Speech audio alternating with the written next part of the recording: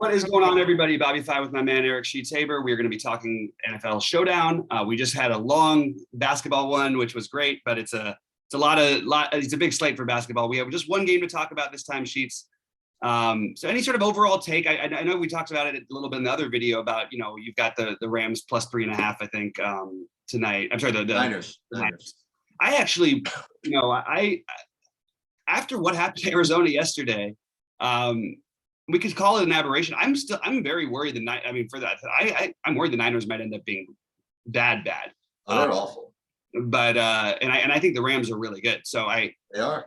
I have a little more lean towards the Rams tonight, but from a DFS perspective, or even from a general perspective, is there anything that really jumped out to you? Yeah. So first of all, I have no opinion at all on the game. We did this in another video. I'm in this against the spread pool where every week we pick against the spread games and you assign a value to them. Your top 10 teams, you go 10-98 through 1, and they keep score throughout the year. And the thing is that you're not judged based on how you do. You're based on how you do versus everybody else. So my approach to doing that is really, I wrote on many pieces on games anyway. I basically try to look at consensus and just go fade against whatever the consensus is. So what I had was that the majority of the people out there was taking the Ram side. So I just took the San Francisco. I literally have no opinion on the game. But that's how I ended up having San Francisco in that spot, is just because I was being contrarian, literally no other reason. Sure. I think if you want to cut right to it, I think the most important question on the slate is what to make of Odell Beckham. Mm-hmm. I think that is the key, because there's a couple of different ways you can go as far as receivers go on the Ram side. And I don't believe, by the way, that I shouldn't say I don't believe that. I actually think there's going to be points in this game. And I know that this game could go either way. I've seen these teams play just ridiculously awful games, not awful, tight, defensive games. And I know that the Rams could put up points too. I have this feeling this could be one of the points games. So I do think you need to play with these receivers a little bit. And I'm going to have to ask you what you feel Beckham's role is going to be, because he's not projecting for that much right now. Are we sure? What's that? Are we sure he plays? No. I think that's the one thing that I've heard rumors both ways. I think he plays. Okay. I think that's why the projections are accounting for him. They're not sure what to do, whether or not he's going to play. I really. And we talked about this. This is ridiculous. You know what I mean? Like, we talked about projection systems that they shouldn't do this. They shouldn't project him as a 50% chance to play. You know what I mean? Right. And even because projections I'm looking at have like 8 fantasy points. You know what I mean? Like, there's no outcome where he's 8 fantasy points. He's got like 0 or like 16 or something like that. He's not at 8 fantasy points. But they're probably doing that, like you said, like 50% chance he plays. So let's give him 8. That's ridiculous. Right. So yes, I think that is a major thing, whether he plays. So I'm going to speculate right off the bat. If he doesn't play, the guy who's standing out as the big value is Ben Squarek, or whatever his name is, at 200. I imagine he'll be owned too. But that's where the main value is. But before we get to that, Stafford, Van Jefferson, Higbee, Cooper Kupp, those are like the main guys. Where are you? If you have any takes on the game, where would you start off with this thing? Yeah, so I agree with you about the points. I think there will be points scored tonight for sure. I actually think that the only thing that worries me about the Niners side of trying to pick players is you got a real pass rush here, and you've got a quarterback who I don't have a whole lot of faith in escaping any sort of pressure. Nope. So they do, for what it's worth, the line should be good. Okay, not saying that they're playing up to it, but they should be good. There's a lot of guys who I would have played in this game if it was a full slate on Sunday. Starting with the obvious Cooper Kupp, who is going to probably be in my lineup tonight. My lineups that I play. I love that. I love him. I love Van Jefferson, and I think that assuming that Odell goes, I know exactly what they're going to do with him. He's supposed to be like the better version of what they were doing with Deshaun Jackson when he was here. They have possession receivers. The weird part is everybody thinks, they got him because Robert Woods got hurt. No, Robert Woods got hurt after they got him. Yes, that's correct. And they got him specifically because Robert Wood, if you could put a guy who could take the top off the defense and go deep with, you know, a back shoulder guy, as they call him, you can that this offense could be like unreal. I don't know if Beckham is still entirely that guy, and Van Jefferson isn't really either. Like, Kupp's an amazing receiver, Woods is a great receiver, but they're possession guys. They're not back shoulder guys. They're not going to catch an 80-yard bomb very often. It just doesn't happen. It's not their style. They score an 80-yarder. It's usually from a little slip pass that they break free. So that's how he'll be used. I do prefer Jefferson over him for what it's worth in this game. And I'm not getting, I feel like everybody's on this Higbee thing, and I totally understand it. But I think I'm going to play Jefferson over Higbee, and I'm going to play Kittle for sure. I think Kittle's had enough time now. We shouldn't be that limited. They still can make the playoffs. Mike Shanahan's on the hot seat. Kittle did have 6 catches for 100 yards and a touchdown last week, even in that limited capacity that he was supposed to be available for. So that would be my first thing, is I want to play George Kittle. Only problem with Kittle is they're going to need him for blocking purposes against that pass rush. And he's one of the best blocking tight ends in football. So it worries me a little bit, but I still think he'll get enough work. My priority guys are Van Jefferson, George Kittle, Kupp, but I say Kupp or Stafford, but I want to try and see if I can get both of them in there. And then along with Kittle on the San Francisco side, I like Ayuk. And then you can use the cheap score neck. And if you don't want to play him, you can play Trent Sherfield at 200 also, I think is reasonable. But I love Ayuk. I love Kittle, even though oddly enough, I don't love the Ayuk strikes me, and Debo can catch a huge pass too. I probably am skipping Debo tonight and going with Ayuk again. And that's my main core pool right there. And as far as the running backs go, that's the one thing that I found that was weird, is I don't really have that much interest in the running backs, which is weird because, I mean, Eli Mitchell, like at 6,400 is very fair. But I just think this is going to they're going to end up having to play the passing game. Now he could end up getting there in the passing game as well. But that could also turn into Jeff Wilson as another cheap option, who really, you know, he was their guy, and now he's getting back to being healthy. So they had a little extra day off this time. So I sort of like that, you know, maybe playing the Jeff Wilson or the cheap running back side of it. I'm not going to deck. Wilson or Sermon I would consider, and then I would consider. I don't think I would go to Michelle. I don't think I want the Rams running backs. Maybe I would take Sony Michel. That would be my other guy. Yeah. How about you? Yeah, I kind of, as far as like value plays, I think Jeff Wilson is in play.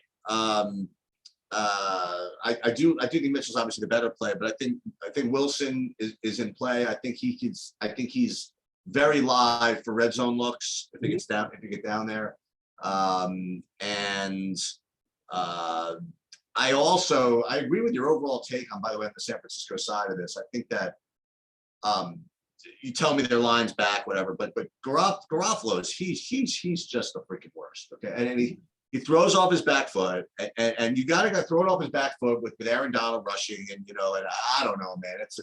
I really think that it could be a long day for the passing game over there. But what that means though is that, you know, Mike doesn't have to be a long. Listen, what's his name? Is no dummy for San Francisco. I mean, they're going to probably throw a lot of these Ayuk plays and these Debo plays and these reverses and these wide receiver screens, and not put Garoppolo in a position where he has to drop back and you know, and need time, you know. So I think that actually, you know, from a PPR perspective, those guys can probably do something, even if the team itself doesn't really do all that much. Right.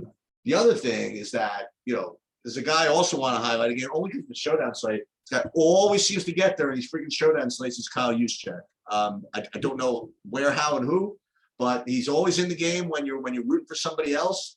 He always catches that ball in the backfield when you need somebody else, and he's always under 1,000. And he always seems to, at least some point during the Showdown slate, be in first place for somebody, you know. And so I'm gonna make sure to have something. Yeah, I understand that one. I just personally, I think I'd go with the other guys a little bit over him, but I hear you. I mean, you're right about the ownership and everything, and the fact, but people really don't play him that much. You know what I mean? That's the funny part. Right. They play the other guys, which is sort of what I'm going to do anyway. So I can't, I guess, fault people for it, but I certainly can't disagree with getting a little different. In terms of like captains tonight, okay. I do think you're probably going to want one of the big guys. It's going to be harder for me to try to fade that, because I could maybe you could argue down to Van Jefferson or something like that. but I don't see the really cheap guys as being it being the optimal way to go. I really just don't. I don't find that to be the case. I think Van Jefferson is reasonable enough. That would be probably my favorite one of the cheaper ones. But I do think you're looking for Kupp and Stafford, or Kittle or Ayuk on the other side, or Van Jefferson. Those are the guys I'm probably going with. And I'm always going to be way lower on quarterbacks that don't run. So I would probably be looking at Kupp, Van, and Kittle and Ayuk as my guys. And let me just real quick, probably why I like the Ayuk thing. And you're right on the PPR side, but I also think that the way you get to the Rams is you're going to have some big play opportunities. It's not going to be you're slowly moving the ball up the field. So the guys who hit a home run for you, like Ayuk or like Jeff Wilson, even if he breaks one. Eli Mitchell's price is really fair, and I think it's going to be crazy popular. But I could see that Trey Sermon getting involved a little bit. I don't think the running game has to just go that way. The one thing about Shanahan, I was listening to a podcast that was talking nonstop about him. There's a lot of debate on whether he's amazing or whether he's the worst. I think he's amazing as in terms of strategy. The problem is he's not playing any of their talented guys. He hates playing rookies. If you make a mistake, he'll sit you down the rest of the game. So you end up with these same guys going out there. And that's really, he slowed the development of Ayuk. He wouldn't play him early in the season because he ran passing route wrong, one route wrong, and Garoppolo threw a pick. And he's not willing to sort of go through that with them. So that's the one thing I always just keep in mind. And whereas a guy like Kittle, I just am going to always play Kittle whenever I can, because I think he's the one guy who they really trust with their everything. And Deebo Samuel to some extent too, but Kittle, I just think is an awesome, potentially an awesome captain play. But I have a pretty small pool of players that I'm actually looking at tonight. And Beckham, it would probably take me a few lineups before I ended up getting to him. I'd like to say, by the way, I was I don't want to say trolling, but trolling the whole community in the last couple of weeks. The two things that I identified as the things that sharp players just keep doing and just keep losing. Number one is fading Cooper Kupp. Not today, but at main slates. And the other was playing Robbie Anderson. And then he finally got there yesterday, didn't he?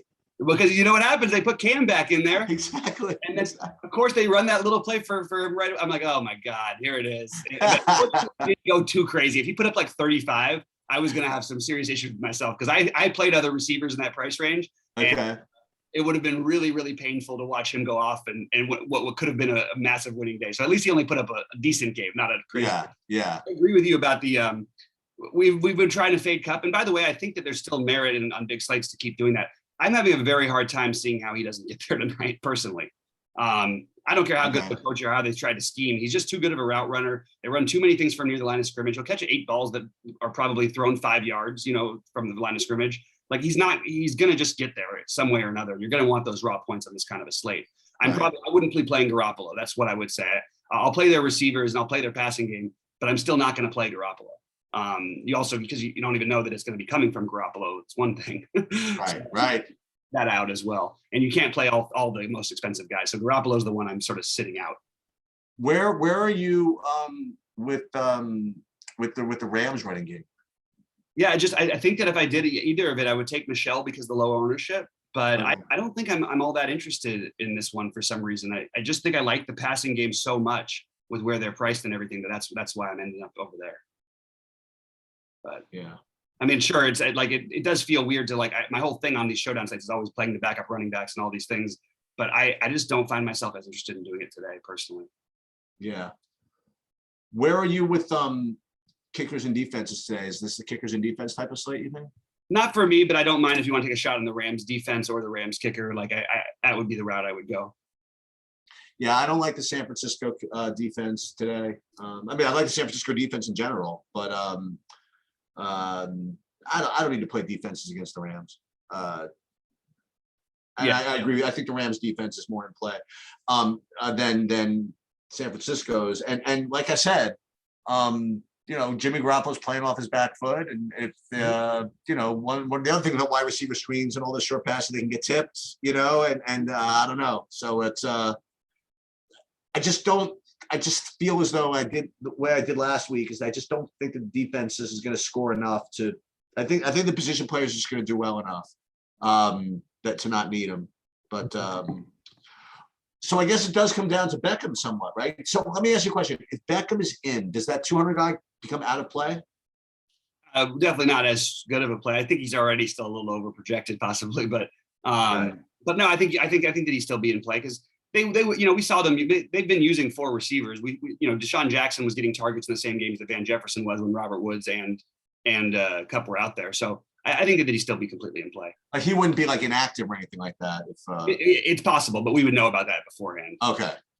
That's just one thing. Because if Beckham was actually playing, there'd be Beckham and Jefferson and Kupp and Higbee. He'd be like the 4th wide. You know what I mean? Like, Right. But then again, you wouldn't expect Beckham to get like a full run, right? I mean, like he wouldn't play 100% of the snaps either.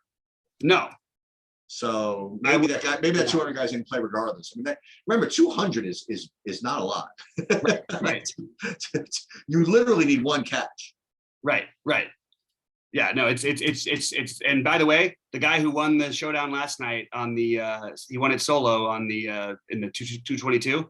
Yeah, he had Josh Gordon with the 0 on his lineup. That was mine. I don't even know what he did in his lineup because it was weird. I looked at everybody was fairly owned, and yet somehow they all he won. He won by himself. I was like, how did that happen? Like, yeah, just weird how that can work out. But anyway, guys, I will do my best to try to see what I can be around for live, but I don't know how realistic it's going to be for me tonight. I will be here for better or for worse. And I'll try to keep it entertaining. And if Bobby's here, it'll be more so. And either way, we will see you at 6 o'clock. Sounds good. All right. Good luck to everybody. All right, later.